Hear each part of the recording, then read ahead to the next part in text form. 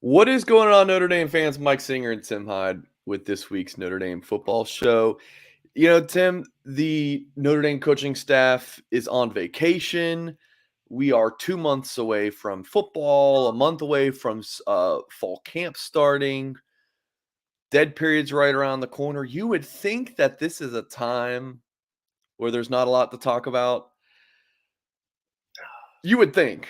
Yeah, you would think. It's like, yeah, exactly. When you just relax on the beach, right, Mike? And just hang out. Don't worry about recruiting. Get camp underway. But no, you got, some chats already getting hyped about recruiting. We haven't even started yet. So here you go. Yeah, we already got $30 in super chats.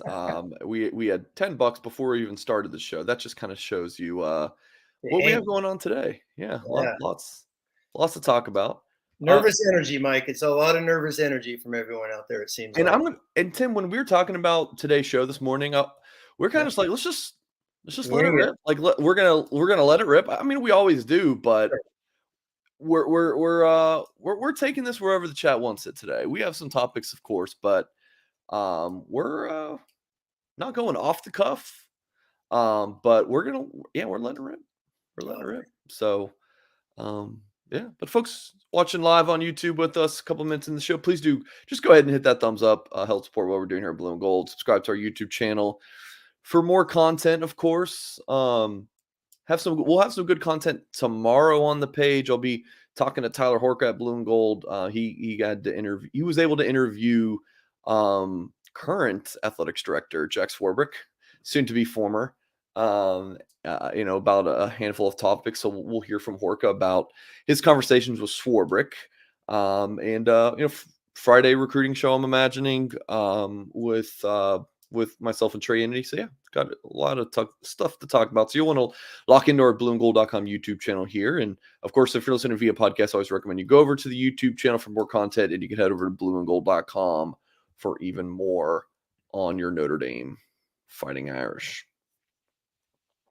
All right, let's just dive into it. Super chat from Andrew Gilmore says the big unknown for the offense is the offensive coordinator. Last year, Texas paid former TCU head coach Gary Patterson to be an analyst. He put together a great defensive game plan for Alabama. Why not hire Shaw or Frost to do that for Ohio State? Appreciate the 10, Mr. Gilmore, and all your support over these past several months. Thoughts on this, Tim? So he's saying hire an analyst to put together a game plan. Yeah, I mean the TCU. I mean Coach Patterson's a heck of a football coach, so I don't know the ins and outs of him building the game plan. Tim, I think the super chat's more about like why don't you see Notre Dame getting analysts like Alabama's had all the analysts with Saban over the years, and there's even rumblings. I can't remember if it was last year or the year before about last year. Duke's head coach, Cutcliffe, Cutcliffe. But that didn't end up working out. So I think that's kind of more of what the question is. I would look at it like that.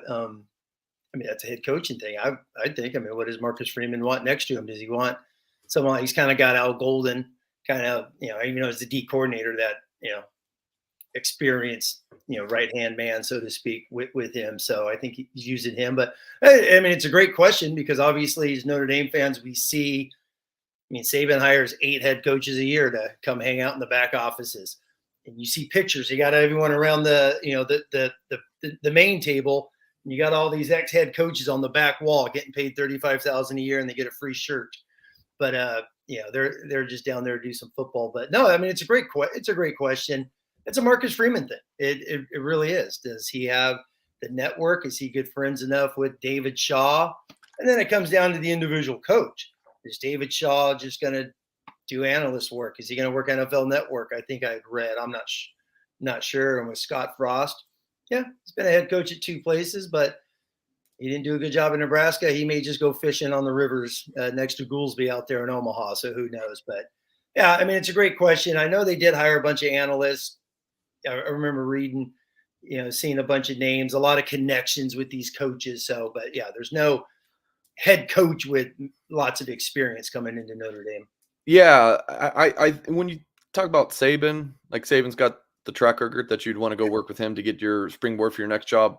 Freeman doesn't have that yet. I think that's one aspect of it. I will agree. Two, let's just speak about the elephant in the room. I don't know how many of these coaches want to move to South Bend, Indiana for to grind as an analyst. Yeah. I don't know. I think that's part of it. And then I think you touched on it there the the connections, and that kind of goes back to the first point of Freeman. He has them, but again, he's just in the second year as a head coach. Yeah. And I think the other point is I think he's given it a shot. I do think he is. So I think it'll be something to just continue to monitor. And Uh, I'll throw another thing in. you telling Yeah. me when Ed Ogeron was up at campus all those days, and that's not something they were having a conversation about. I mean, I Yeah. think of course he wants it to happen. It just hasn't happened yet. Well, he's actually talked about that, like his little inner network. He does talk. He talks to Ogeron often, from what it sounds like, and obviously he's got Jim Tressel as well.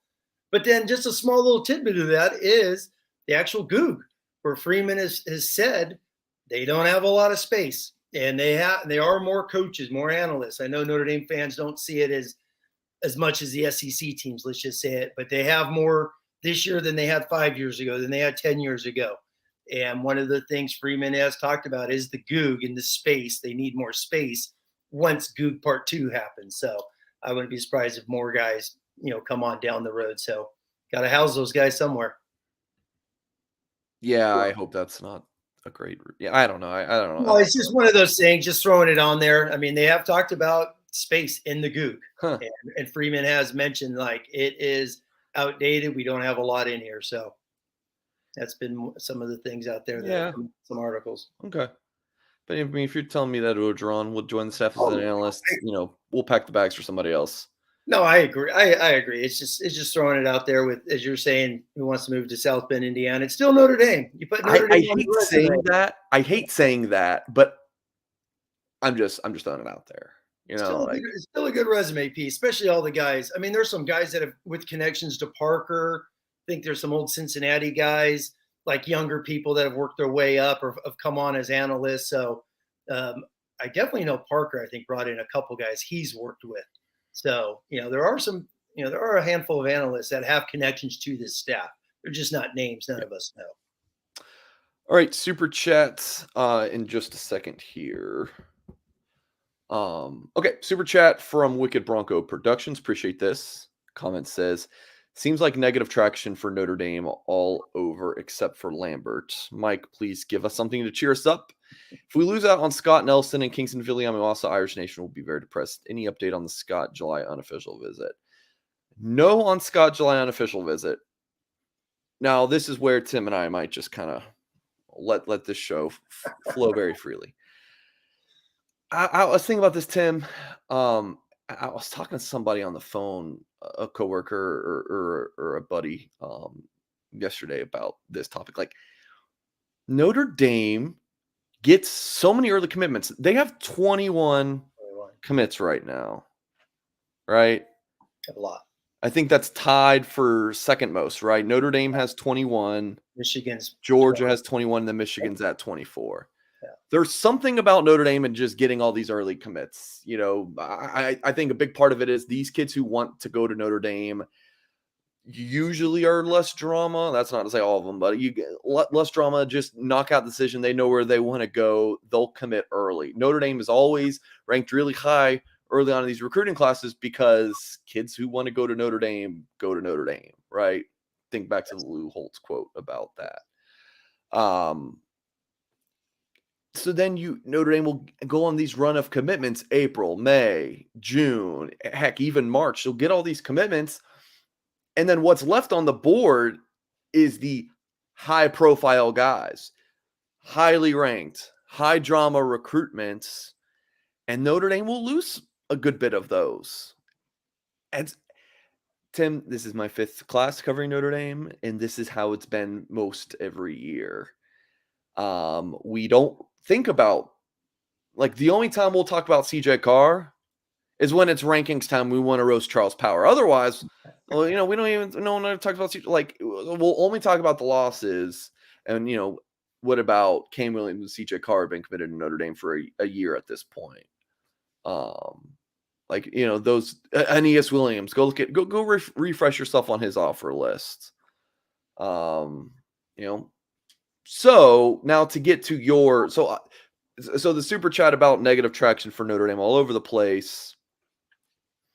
That you got to think about the class in its entirety. Lambert, I am liking for Notre Dame. Logged prediction for him this week.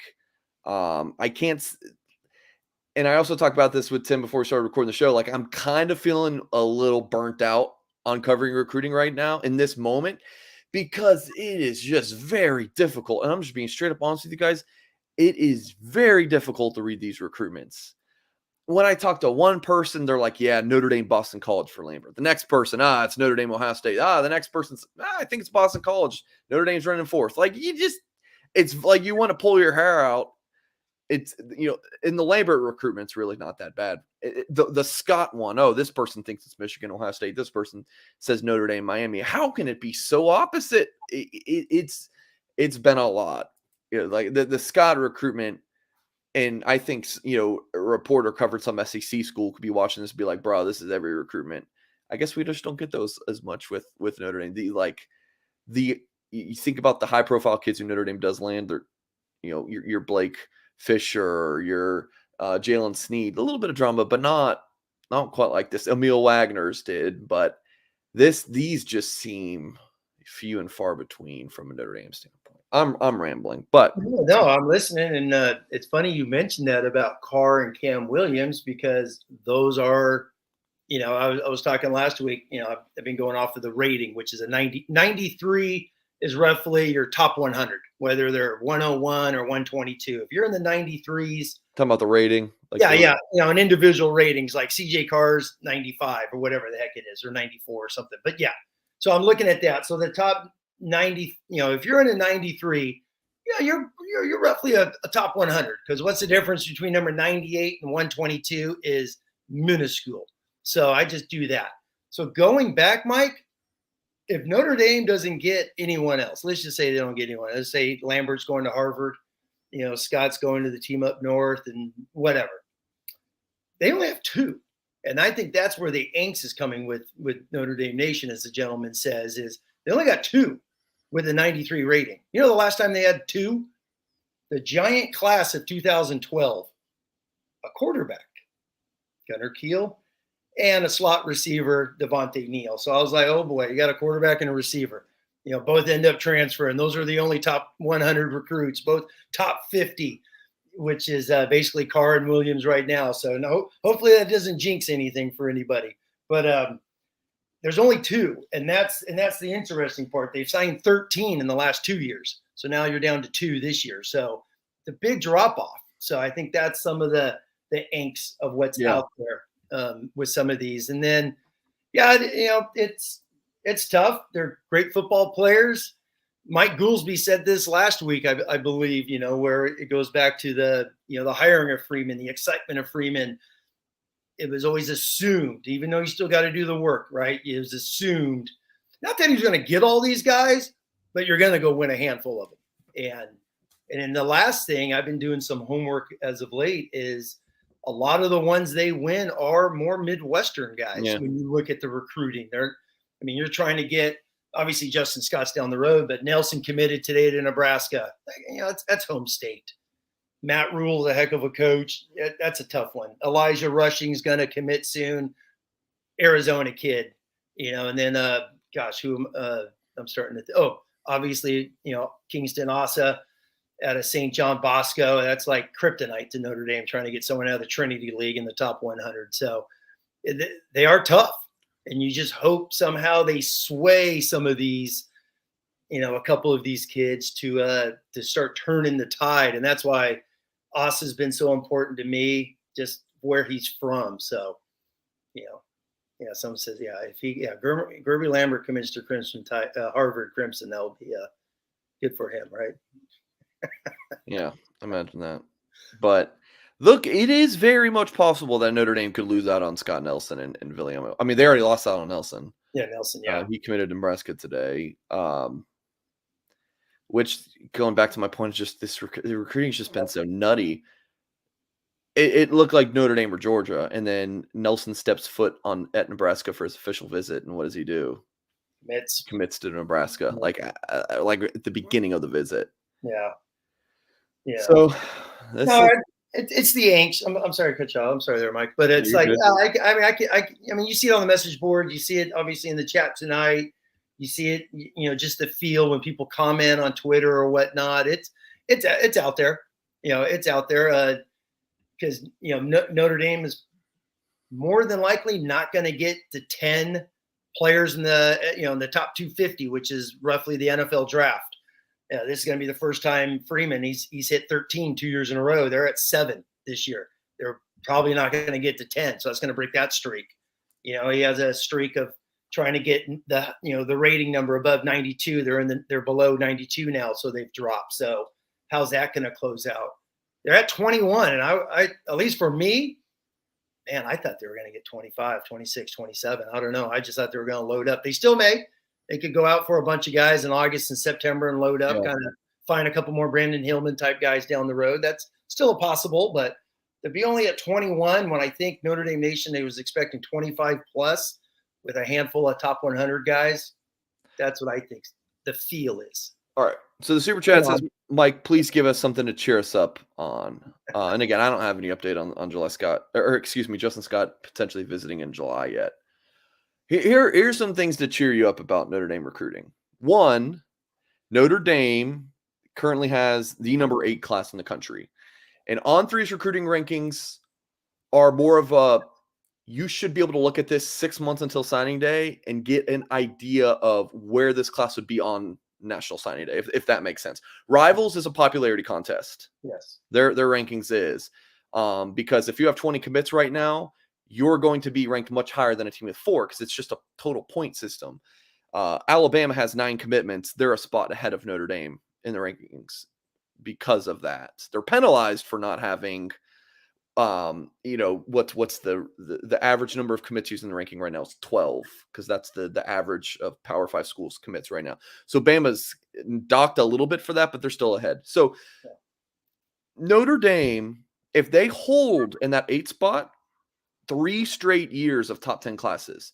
For as good as Notre Dame was under Brian Kelly, never did that. In the internet era, for these rankings websites, Notre Dame is, to my knowledge, never signed back-to-back-to-back top 10 classes. So that is a reason to cheer you up. The other, how about this?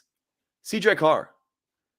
The Athletic did an article on CJ Carr, and maybe it is a little bit of a fluff piece. I don't know. But they're talking about this is the most polished, pure passer Notre Dame's had in a long time. That is something to cheer you up. Look, maybe the 2024 class, it won't be as good as Tim Hyde was hoping for. Whereas I was like, I think 2023 is the class. Maybe, but if you get CJ Carr and Kane Williams at the end of the day, you have this elite quarterback talent, this elite wide receiver talent. That's something that should cheer you up. You need a truck at the quarterback position and not a trailer. So if you just get a bunch of dudes, right? I mean, just like they're good players, but you get an elite quarterback, an elite wide receiver, an elite offensive tackle, that is something to cheer you up. We'll get Lambert. Exactly. Get Lambert, the elite tackle. Get Lambert. Get Gerby Lambert. I'll give him Wagner. I'll give him, obviously, talking about guys ranked top 100. You go down the road of guys that they've had. So, I agree. Yeah, I agree. But go ahead. Let me go real quick. Reason number 3, a lot can happen till signing day. That's another reason to be optimistic. A lot can happen, guys. We are 6 months away. Don't look at the recruiting process at just this week. In 2 days from now, I had a report. I had a report Wednesday evening on JustinScottBloomGold.com. Not a report that's going to give you the warm and fuzzies. And 2 days from now, everyone could be back saying, Notre Dame's going to get them. God knows what's going to happen in 2 months from now. So just take a deep breath, folks.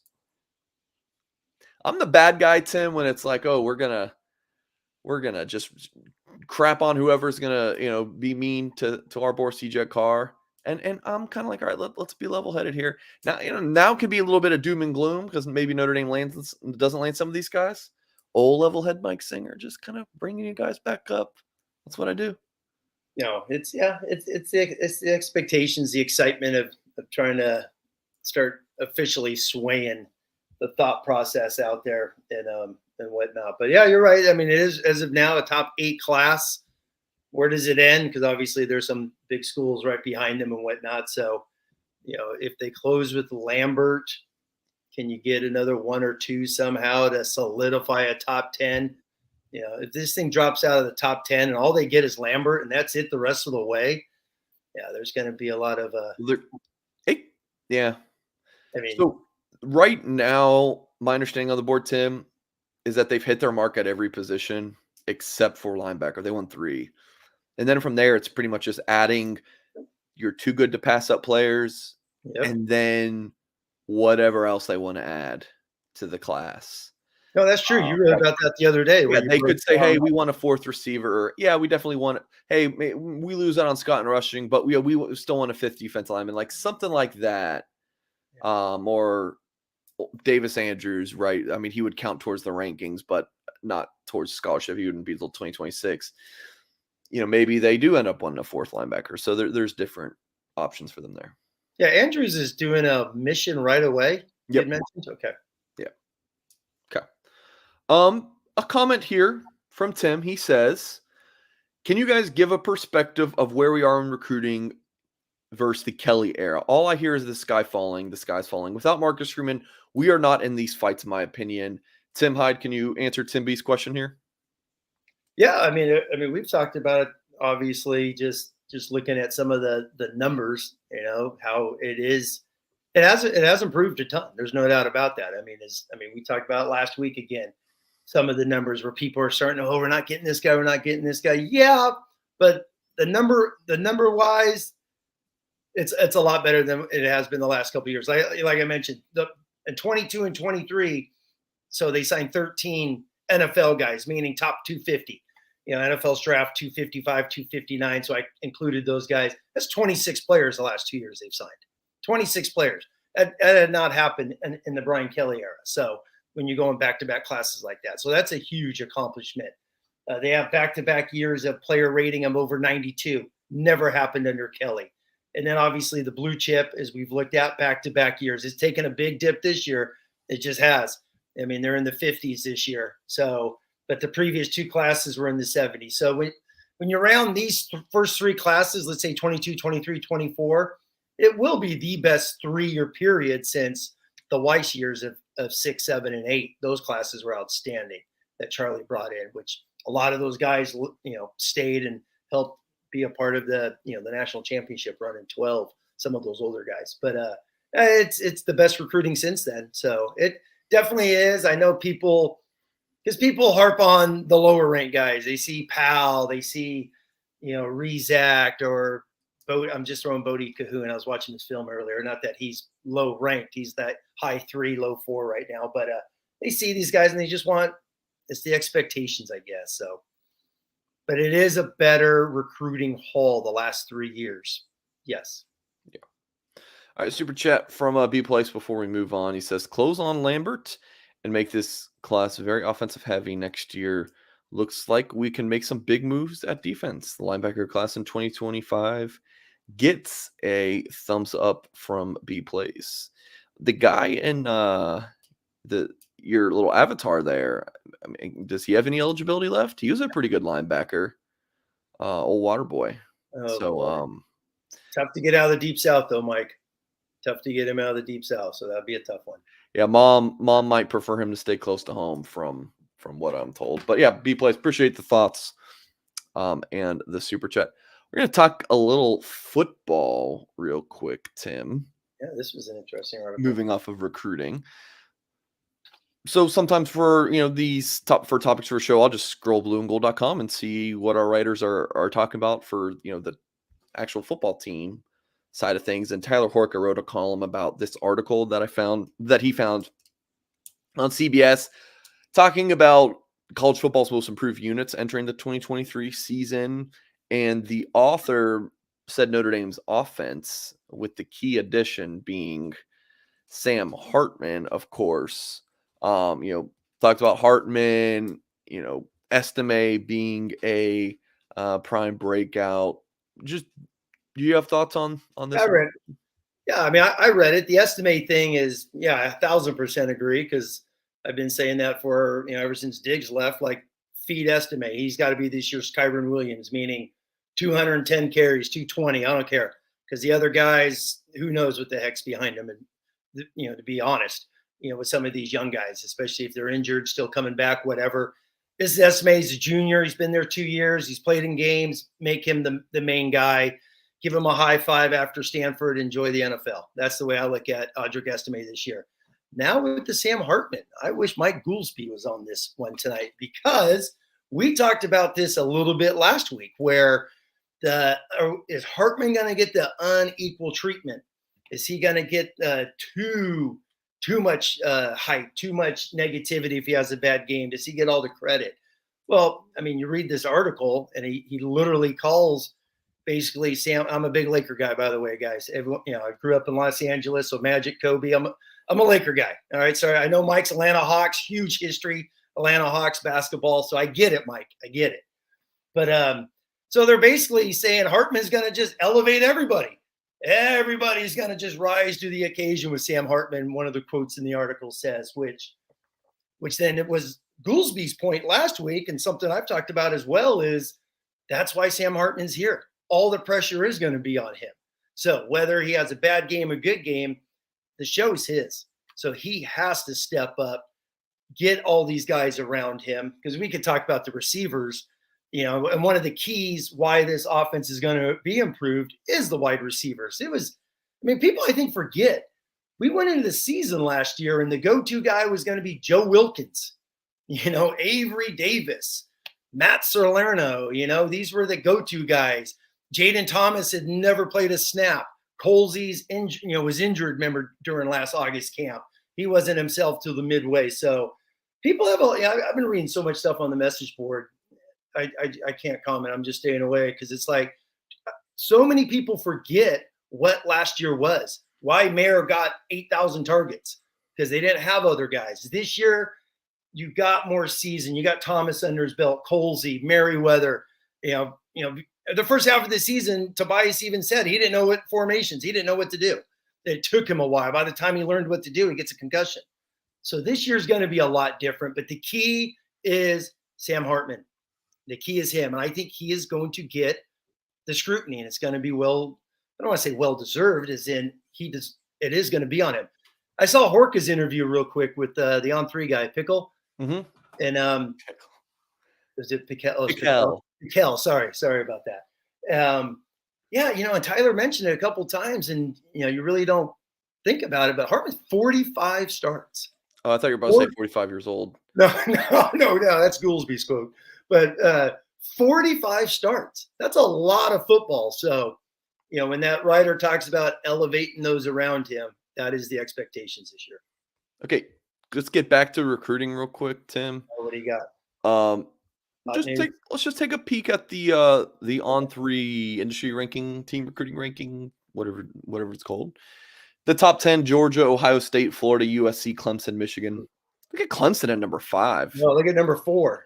Holy moly. What's he doing? Yeah, USC there. 6 Michigan, 7 Bama, 8 Notre Dame, 9 Penn State, 10 Oregon. Just thoughts on Go down one more, Mike. Yeah, look at 12. Look at 12. LSU. No, 12. LSU. Oh yeah, LSU. I'm sorry, against South Carolina. Yeah, LSU. So there's the Brian Kelly, go to the SEC and you recruit better. And they're sitting there at 12, which that was the thing. One of your questions for today's show is let me know what you think. That was the first. I hadn't looked at the rankings in a couple of weeks, team rankings it is. And I was like, LSU 12. I had no idea. So especially they have a high number of commitments. So he's got the 7 3-stars. So he's getting a lot of 3-stars down there in the Bayou country. I found that interesting. And then real quick, Mike, a few minutes before the show, I jotted down, I looked at the top 10. Just wanted to look at the blue chip rating. I always find that fascinating. Some of the teams you got Ohio State, just not fair, 88%. It's ridiculous. But Mike, only 3 teams are in the 50s. So you got Penn State. Penn State is 55. Notre Dame's 57. And then for all those fans out there, they're going to like this. The lowest blue chip rating in the top 10 is that team up north, Michigan. They are sitting at 54% right now. So I found that interesting, even though they're ranked highest because they got a lot of numbers, or however they do the rankings right now. So found that fascinating. But Clemson's blowing up, man. Yeah. Dabo is going like, yeah, all right, that's enough of this. He's getting some dudes. I watched some of those receivers he's gotten, and he looks like he's getting some of those Trevor Lawrence type receivers once again. So they got some guys. I'm glad Notre Dame don't play them until 2028. So that's a good thing. I always find the average distance from the school interesting. Oh, okay. Like the distance from the recruit's Uh-huh. hometown to Notre Dame. The Irish are usually like 2 or 3 in this. When Notre Dame's a top 10 team, I'm not going to look at 100 teams. I'll just be like, all right, top 10, where does Notre Dame rank in this? And they're kind of just in the middle of the pack. Oregon, 1,000 miles, which makes sense, right? The average distance from recruit to or commit to Oregon, 1,000 miles. Penn State, 303 miles. Notre Dame, 535, which is a good number, but Bama, 433. Michigan's about the same as Notre Dame at 501, which makes sense. Clemson, 315 miles. They don't even have an in-state commitment yet, which I find interesting. USC, for all the talk about USC being, their recruiting backyard being so good, 1,000 is He's their Texas. distance. I mean, he's using those Oklahoma connection, and he's a old Big Eight Tim, recruiting guy down there. Florida, Georgia. Yeah, I Oh, think I Marquise remember. Gallegos committed. I didn't even know. I Yeah, didn't I even think I notice. saw that. I think that was yesterday. Does he have a Connecticut, couple Texans too? Clearwater, Texas. Yeah, I mean they're really going all over the place. Florida 684, Ohio State 699, Georgia 461. So again, it's So Clemson was the smallest, right? And that's kind of like that Dabo philosophy. I remember an interview with him years ago where he was like, he did basically just an 8-hour drive. Where can my guys go? 8 hours. The max, his goal's 4 hours, all around a big circle, which that place is loaded down there. There's so yeah, much football talent down there. yeah, for sure. We'll definitely be tracking the Trojans as Tim's always keeping an eye on USC being a former LA guy himself. All Oh right, yeah. we're going to move along in the show real quick. Hope everyone is doing well. Please do hit that thumbs up on the video, of course. If you're watching via podcast, or excuse me, if you're listening via podcast, please leave us a good review wherever you get your podcast. That'd be very much appreciated.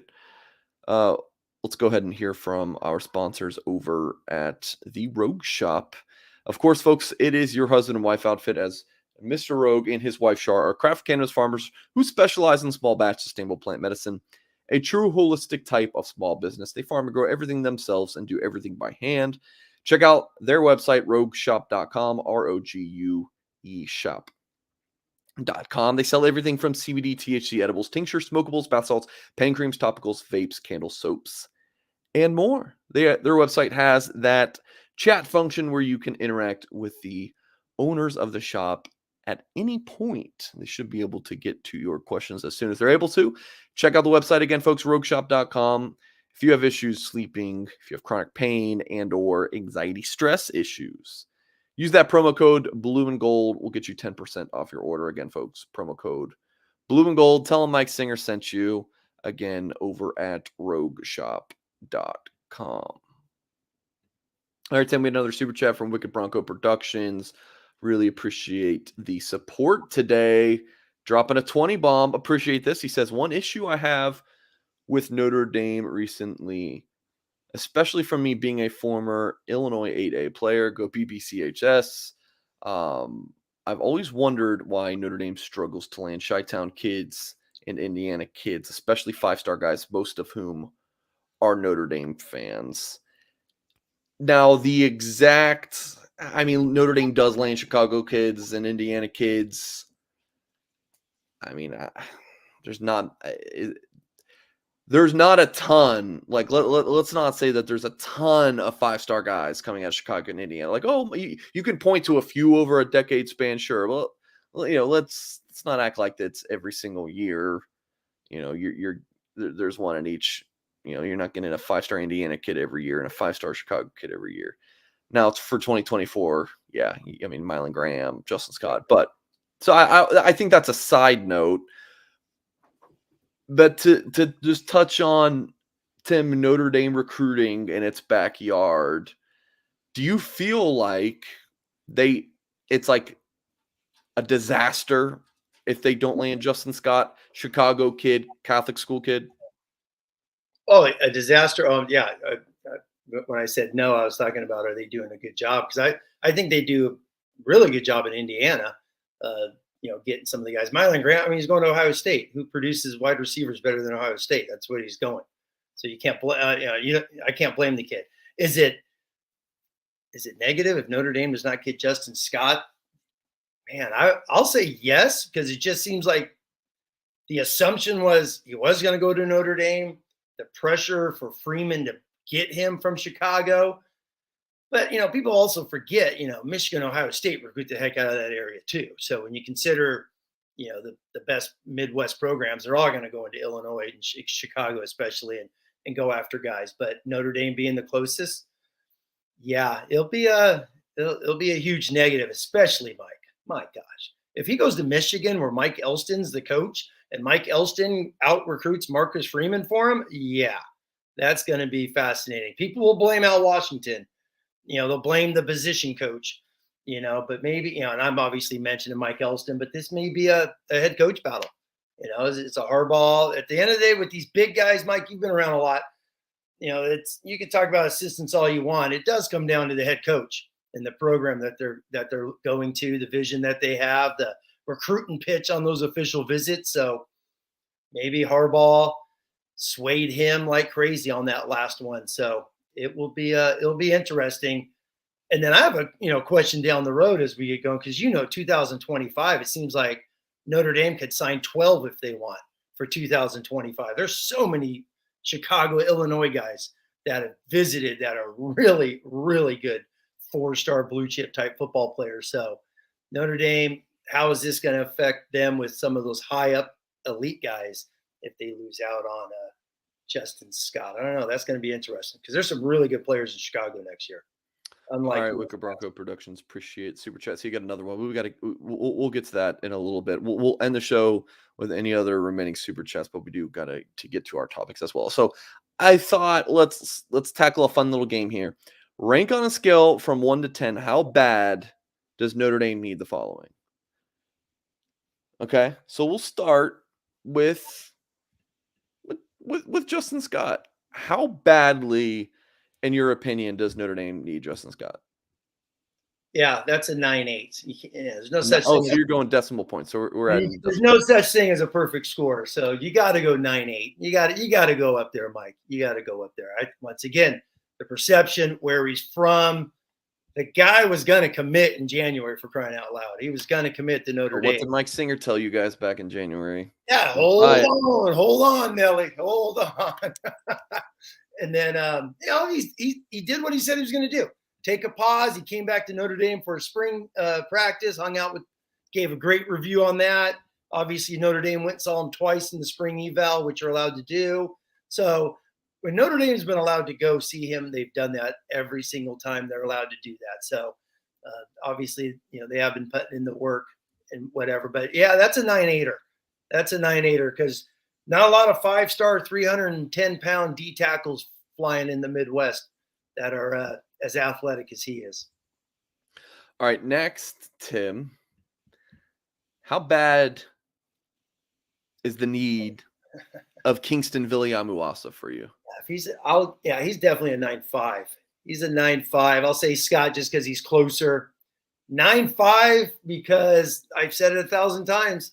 I think he's the most ready to play middle linebacker since Jalen Smith. I've said this 1,000 times. I believe it. The film shows that. The league he plays in, competition he plays against is out of this world. I mean, just Google Trinity League, people, and watch as much film as you can. It is a lot of fun. And then on top of that, you go into St. John Bosco, you go into the Trinity League, and you get a top 100 player. I'm telling you, tentacles could come off of that. That's why CJ Williams was so big, I felt, a year ago, just modern day, his type of influence. The same thing with Kingston. Everybody knows who Kingston is. He's been a dude since his Pop Warner days. Yeah. He's been a guy. Everybody knows him. And he comes to South Bend. It will blow up. I'm not going to say they're going to get 8 guys, but he will help them bring in, if it's just one guy a year, out of that SoCal region. It's big. The 2025 linebacker out of Jay Sarah, who visited a couple of weeks ago, perfect example of the tentacles that Austin could help bring him. He's going to be the best linebacker in California next year. So it's a biggie. It's a biggie. And hopefully they just keep battling and get hit. You know, it's okay to leave home. It's okay to leave home. Just keep that message going. My wife is not here tonight. She's with some friends, and my cats are just driving me freaking crazy. They want to just play and meow in my office. So I apologize if you guys hear meows in the background. It's not your TV or your own cat, it's mine. One of my cats' names is Louis. Named after some interesting story. Was one of my cats, her mom had another litter of kittens, and me and my wife weren't sure if we were going to take this other cat. We didn't really want it, and then Lou Samoji passed away, and Lou loved animals. I mean, Lou was the biggest animal lover. Like the guy just that's such a heart for animals. So we just decided to take the cat, and so we named him after the late great Lou Samoji. And that's the one in there talking to you tonight. So there you Yeah, go. him and his sister just going crazy in here. Talking about the cat's talking about the white whale known as DN recruiting at Notre Dame. There you go. Yeah, rest in peace to the GOAT Lou Samoji. I'm not even a cat guy, but somehow I ended up with 3. But here we are. Tim, rank on a scale of 1 to 10 the need for Notre Dame to flip Caleb Beasley from Tennessee. I'll say 5. I don't think it's a need. I think it's a luxury. I think, obviously they've recruited corners, pretty well the last couple of years. Got a good group. Hart's going to be gone this year. Lewis leave after this year. Obviously, Ben Morrison more than likely will have one more year as long as things keep going the way, good production for him. But I would say a 5. It'd just be great, middle of the road, to steal a guy who's an SEC football player. He's a stud. He's electric. You saw him. You've seen him live. He is a damn good football player. So that would be a nice steal, and people would be doing backflips in the fall if that happened. For those wondering my opinion, give me 9 for Justin Scott, 8 Kingston, 8 Caleb Beasley. And that's just my off the top of my head. Love it. Gerby Lambert, Tim. What's the need for Notre Dame to land potential Blake Fisher Joe Alt replacement? Yeah, exactly. you just said it.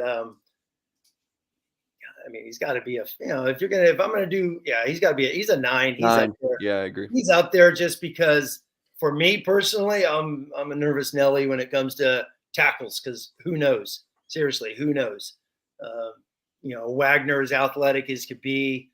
Saw a picture of him recently. That's a good looking dude, man. He's going to just keep filling out. He's going to be ready to roll next year in 24. Lambert, then you go Jagasaw. You get these guys back to back, these 2 monsters, large humans, people. These are large. SEC, just big, giant dudes, man, that just look like they could go play at Alabama, Georgia right now. So it's a biggie. Plus you get Boston. You get another good Catholic league guy out of that state that does produce some really good football players. They're upper echelon, top 4 or 5 every year, really elite players. So it's a big get for down the road, because in this class, Prescott's going to lift weights for a few years. Knapp is whatever size he is. He's not the biggest dude. So if he even stays at offensive tackle. So yeah, this is a big one here. Yeah, I don't think Knapp stays at offensive tackle, but getting Gerby Lambert would be huge. All right, we're going to move to the 2025 class. What about Gerby Lambert? Deuce Knight, Tim, the elite 2025 quarterback out of the state of Mississippi. Notre Dame, Tennessee look like the front runners for Knight. What are your thoughts? Yeah, and then he came out this week talking about how it's Tennessee, Notre Dame are the two schools that are recruiting him the hardest, and he's the highest could be on them. He did not take a trip, which was the biggie this spring. Could not get back up to South Bend. This So, summer, you mean? Like in June? oh no, yeah, June, but yeah, He visited in April. yeah, spring ball, exactly. He didn't get back in June. He visited Alabama, got the offer, went to Tennessee multiple weekends in a row. So that's interesting. And then this man, I really don't know a number because really, I mean, I'll be honest with you. What is, I mean, we're all going to say it's important, but you got Minchie and Carr. So is this as big as those guys? Why is it, and this is going to come into, it's 2025, 2024. Who plays quarterback? I mean, we're going to be talking about this. It's like, I've been on record. They're going to get a transfer portal. They're going to get a transfer quarterback. They are. They're not going into next season with who's on the roster after Hartman leaves, after Stanford. So that's my opinion. So what does this mean? So then I'll say Knight's an 8, because if they get a portal quarterback next year, in my humble opinion, they are. So that means one of those quarterbacks is going to be getting out of there. So that means Knight's going to come in 2025 as a true freshman, learn the system, and have a chance to maybe jump into the top 2. Let's say Carr stays, Minchie leaves. I have no idea. I heard that. It's like Cat's making a ruckus. Yeah, the cat's hype. So I'll say he's an 8, but what the recruiting with him is a wait and see, because he wants to go to Tennessee. You are all over the place. Is it? Is it an 8? Is it a 2? Like, make up your mind. I'll say he's an 8 because Notre Dame's going to get a transfer quarterback next year. Someone's going to transfer, and 2025 is still going to be in flux. How's that? Okay. There you go. Politician Tim at it again. All right. Andrew says 3. Carr's the future. But really? How do we know? That's my thing. Like, you don't know. I mean, he could trip on a rock tomorrow and never be able to, like. Hold on, Mike. I told you I had this. Hold on, Mike. Let me bust out CJ Carr's the future. You ready, my friend? Okay. Elite 11 quarterbacks at the University of Notre Dame. Matt Lovecchio, transferred. Zach Frazier, transferred. Dane Christ, transferred. Everett Golson, transferred. Gunnar Keel, transferred. Malik Zaire, transferred at the end. Deshaun Kaiser went to Elite 11, the only one to actually finish. Tim always loves bringing out these just odd Brandon Wimbush, hold on. Like, Brandon Wimbush, transfer. Avery Davis, slot receiver. Brendan Clark went to Elite 11, the old Dominion quarterback. Tyler Buckner, Drew Pine. Tyler Buckner, Minchie, Carr back to back. We'll see. I mean, come on. Carr, Minchie, the odds are right. So what you're telling me is Angeli's going to be a rock star at Notre Dame. And Jelly's probably going to be a 3-year starter. Minchie and Carr are the Elite 11 quarterbacks will transfer. There you go. All right, Tim, let me give you a little parallel here. Dennis, appreciate the super chat. Love it. Every person in my family to marry in, right? Every person marrying in my family for the past 3 decades was a lefty. Okay? Any right-handed person who married into my family got divorced. I married a right-handed lady, my sweet wife. Now, are you going to say, well, you married a right-handed person, you guys are getting, like, there's some data that just, like, there was that thing about every year LeBron wins a national title, so does Alabama. Like, that's just a coincidence. You can't be serious, Tim, about bringing in this Elite 11 data and trying to make it like, hey, look at all these quarterbacks, Mike. Look at all of these quarterbacks. All of these guys signed. And who did the super chat? Whoever did the super chat, all these guys signed, and these were all the next guys. These were all the next guys. Every single one of these, next in line. We have no idea. We have no clue. Okay, so if you wanna go back to that point, sure, Yeah, but the yeah. saying if you go through the Elite 11, you're not gonna be good at Notre Dame, you're gonna transfer out is the stupidest thing I've ever heard. I didn't say they're not going to be good, right? I mean, some of you. I mean, obviously, Golson went there. He started, went to the national championship game, Alright, didn't finish his career. alright, if you Sahir, go to the Elite 11 finals, you're transferring from Notre Dame. Hell, if you're going to Notre Dame, you're transferring out, half the quarterback. time as Hey, a if you quarterback. do your quarterback history, it is maddening how many quarterbacks have transferred. All anyone So needs to many. do, it is a billion of them. Loose Emoji wrote about it a ton. Yes, it I is. saved the article, um, you know, I have that one saved too. I actually found that again. I was googling it that was just a something couple of like weeks ago. 23 and 46 Oh, years. it's crazy. It is crazy. Very few, yeah, Rick Meyer, Ron Paulus, Brady Quinns, very few that are there for 4 years. Oh, there you go. Dennis That's says that's because we didn't have a good quarterbacks coach. There you go. from 1999 to 2023. Notre Dame hasn't had a quarterback coach. All right. A good one. I love it. Dennis, appreciate the super chat. It's all good. It's all good. Yes. Thank you. All right, let's take this one real quick. What impact? Because we're not even done with this, but Tim, let's take this one real quick. Sure. What impact do you think Notre Dame beating Ohio State and maybe going 11-1 this year would have on the 2024-2025 top rated kids? Hope we get JOK's brother. Yeah, Jeremiah Usu Koromoa's younger brother is now at IMG Academy in Bradenton, Florida. Freak show player. Yeah. Yeah, this is a thing we talk about all the time. When Notre Dame beats a big time program, we're getting everyone. Or when Notre Dame loses to Marshall, the wheels are falling off the wagon. We're gonna lose. We're gonna lose every recruit. Where's the truth lie, Tim? Somewhere in the middle. You got it. If they beat Ohio State, I mean, Notre Dame's at 21. They may get one more, and that's it. So the 2024. They're gonna get more than one more. Yeah, yeah. I mean, let's say they get three more. But what's the impact? Nil for this year because those guys are going to go to the game, get hyped up, be excited, all that good stuff. It's more so next year. Okay, Freeman's in year 2. Look what he does. Hartman's slinging it all over the place. Deuce Knight's coming. All these types of things. It's that 2025. Like, hey, look at these receivers. Look how Colsey played. Can we now go down in the SEC and get a receiver away from Bama, away from Georgia, away from Florida? Those are the big things in the 2025 class. Again, you're not gonna have 5 stars beating down your door because you beat Ohio State.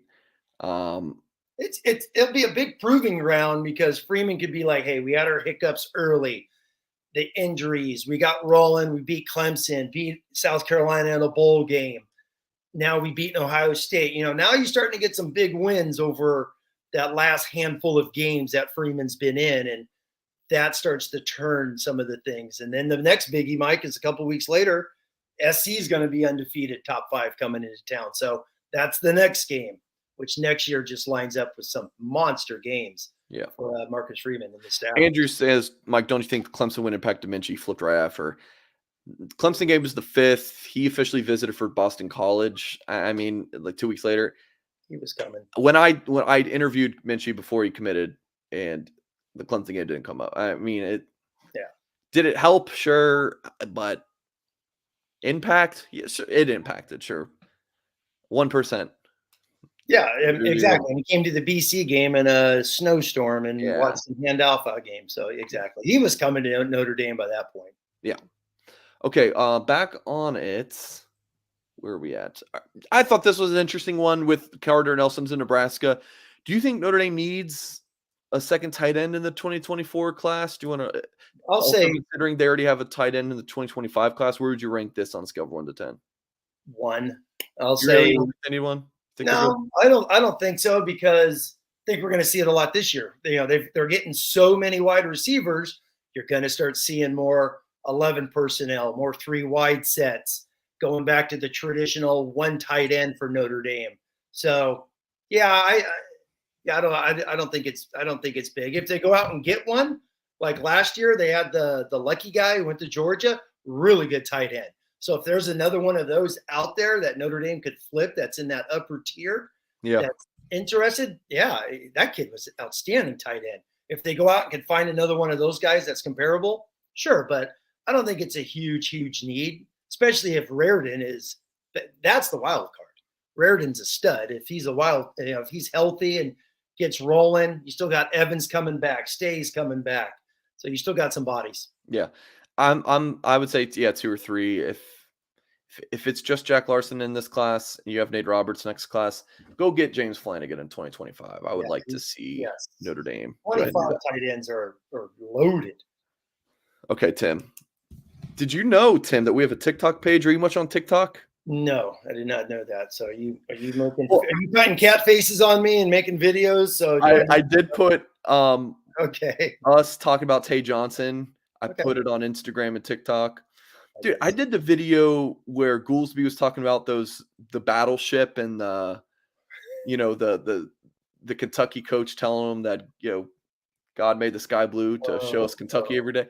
I put that on TikTok, right? And Instagram. I hadn't put a video on TikTok in, a Jesus. year. Yeah. And I put it on Instagram and sent it to Goolsby because I was really proud of it. And Goolsby says, "Oh, you put it on TikTok?" I was like, "Oh yeah, I forgot we have a TikTok." 22,000 views on that TikTok. And I was like, "Holy TikTok. crap. Notre Dame fans run deep on TikTok." So Tim, I am giving you this information to tell you that I need a true 60 seconds on this next one. Okay, let's Because go. this is going on old TikTok, okay? Here we go. Get All the right. timer going. All right. Hold on, hold So on. this Get the is this is a TikTok here. We're gonna come on, Tim. I need your A game right here. Okay, you ready? oh boy, oh boy. What is going on TikTok? No, I'm just kidding. No, I'm just kidding. Go for it. Go. All right. Go. Tim, on a scale from 1 to 10, rank me the need for Notre Dame to get into the college football playoff for the 2023 season. Oh, ooh.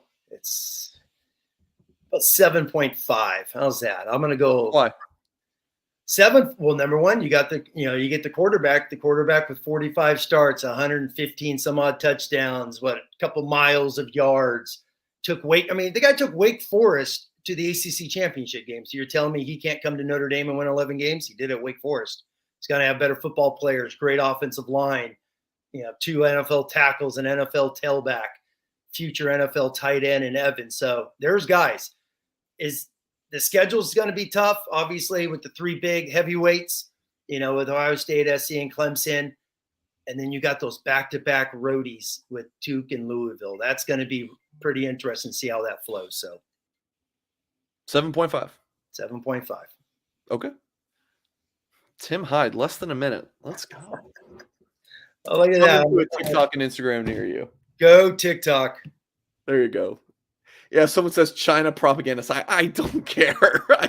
I just post it and it gets 22,000 views and it's fun. Yeah. A lot of YouTube stuff is fun for me. It's not really changing my bottom line too much on some of this stuff. It's just fun. And I like having fun. Exactly. Man, yeah. There's our hour. There's our hour, Mike. Look at that. I think we have one more topic. Okay. No, I had no idea. I mean, here we were hours ago. We're like, what are we going to talk about? And the fans and everyone's giving us an hour. I love it. Thank you. Wicked Bronco production carrying today's show, so I appreciate it. Pro Football Focus, Tim, came out with a preseason top 25. You want just kind of, I'll go through the top 15 for podcast audience. Georgia, Alabama, Ohio State, Michigan, Texas, Clemson, Penn State, LSU, Tennessee, USC, Notre Dame, Oregon, Oklahoma, Florida State, and Utah. Tim, as I read that top 10, holy crap, and I am not the biggest proponent of recruiting rankings are everything, but did that not just sound like the the rankings for 2024? Yeah. Did that not? Yeah. Look at this middle 3 here. Yeah, where's Clemson, Texas? Michigan, USC, Yeah. Clemson, Penn State. Michigan, US. I mean, Oregon there. Yeah. I mean, just Penn State, right?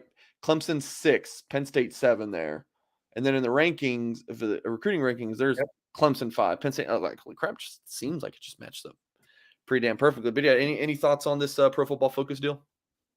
No, it was an interesting article. The Texas one is just, man, it's like, are they gonna go? Are they finally gonna hit an 11-1 type of a season? It's like, it sure does. I mean, they're trying hard to push them up there since they're going to be going to the SEC next year. So that game, that early game in Tuscaloosa is going to be huge. Obviously, Ohio State, Michigan's interesting because Michigan's beaten them 2 years in a row. You think Michigan would get the nod Hey, they're going to play it out at the end of the year anyway, right?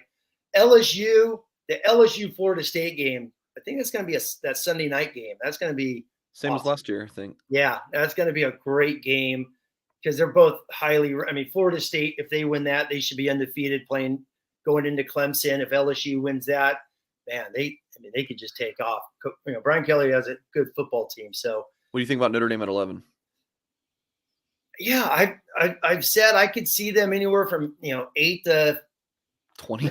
I think yeah. I mean 8 to 15ish, right in there. So when you see 11 to me that's 10-2. That's like 2019, let's say, when they went 10-2. If you go 10-2, you assume that's 1-2 versus Ohio State Trojans, or do they beat 2? They have a hiccup at Louisville and Coach Braum in his first year at his alma mater. So that Trivia. yeah, that's 10-2 right there. Trivia for you, okay? Notre Dame played the talking about the 2019 season, right? Here's your trivia. What team did they play? What was the score, bowl game, and the opposing team starting quarterback? 4 things. Can you remember any of those? Yeah, it's Iowa State, Brock Purdy. The score wasn't that like 33-9? Okay, and the bowl game. Was it Campbell? No, it wasn't. It's Camping World. Yeah, Campbell World, Brock Purdy, Iowa State. I'm guessing 33-9. All I remember in that game was a lot of field goals, and because Tommy Reese had taken over, they ran 33-9. Let's go. What a guess! Look at that. And I just remember Tony Jones just going off on that. I think he had a big run in that game. Yeah, he did. Damn, Tim. For whatever reason, that game I was at the game, so maybe that's why it stuck with me. But how far is Orlando? How far is Orlando to Atlanta? It's a hike. Is it? Okay. But I was in town for the Under Armour game. Oh, gotcha. So I think I did like a practice or 2 and then went over to Camping World, and then flew home. That was your first year at Blue and Gold, right? Yeah, first year. I had a flat tire. That's when Vince D'Addario worked with us still at Blue and Gold. And, okay. I had a flat tire, and Vince helped me put the spell. That was a disaster of a day. I had never had a flat tire, and then 2 in 1 week. That's good living. Yeah, flat tires are not cool. Not cool. Responding to title. What's the title of this video? It's the Fighting Irish offense on the rise. Yeah, so I guess we kind of talked about so he says this will be the best damn offense in Notre Dame history, responding to the title. I think we did we talked about that in the CBS thing. Okay, so we did. I will put players in the thumbnail and the title, and we don't even talk about it sometimes because I'll think I'm what we want to talk about. So I want to make sure we actually did. So we did talk about that. Appreciate the comment here. Yeah, 6 hours. I've done the Atlanta to Orlando drive in a day. Went to go see Nakai Martinez and one other recruit for Notre Dame in Orlando, I think. Yeah, it didn't. It's not ended up being worth my time, but there you go. So good. All right, Tim. Good show. Great job on your TikTok. I will make sure to send it to you. I'll make sure we put it on Facebook too. I think that might be a little bit more of your. I'll send TikTok to my little brother. He's always on TikTok. He sends me so much TikTok stuff. I was like, dude, go work, okay? Come on. Look, man. Let's see. I love it. Hey, good show, great show. Not bad for almost 4th of July fireworks coming. So looking forward to it. Here's a TikTok. There we go. Look at that. There. Oh, look at all the little notifications. Man, I got to get on Blue and Gold TikTok now. Look at this. Yeah. It looked good. Yeah, the Ghouls, we won 22,000 videos, and then the one of us talking about Tay Johnson, 433. Yeah, no one likes recruiting, I guess, on TikTok. The algorithm. But a commitment video about Jack Larson got 29,000, so I don't know. Yeah. Depends on the day.